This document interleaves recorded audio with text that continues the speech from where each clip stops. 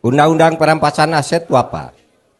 Undang-undang yang akan memberi wewenang kepada penegak hukum untuk merampas aset-aset yang diduga atau ada kaitan dengan tindak pidana korupsi, tapi diselesaikan dulu perampasan asetnya secara perdata, dirampas, ambil.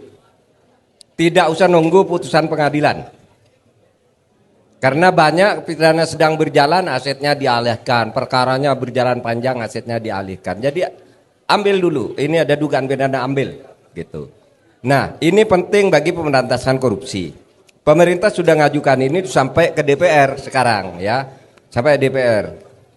Tapi DPR belum membahas juga, padahal dulu DPR kan yang nantang-nantang kita. Ayo kalau pemerintah mau, sekarang ajukan, kami segera sahkan. Sesudah kami ajukan sampai sekarang belum juga.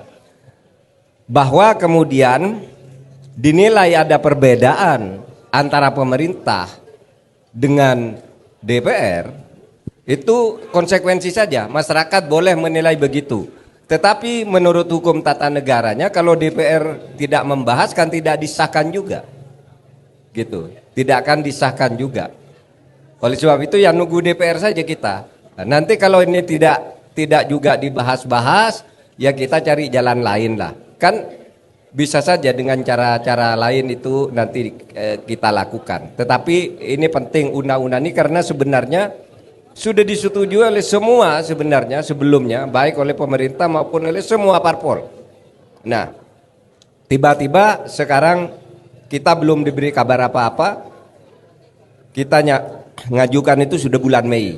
Nanti saudara nilai sendiri. Kita tidak bisa berbuat apa-apa kalau sudah di DPR. Gini loh.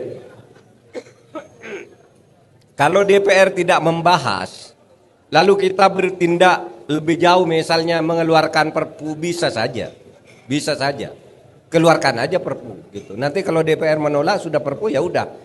Tetapi itu tidak sehat. Terlalu sering mengeluarkan perpu itu tidak sehat, karena bisa saja suatu saat muncul seorang presiden yang suka mengeluarkan perpu, padahal perpu itu hanya dikeluarkan dalam keadaan darurat. Ini menurut kita belum darurat. Sehingga biar aja berproses di DPR. Gitu ya. Cukup. Lalu yang kedua soal IKN apa? Kepala otoritanya ditunjuk. Itu administratif saja sebenarnya.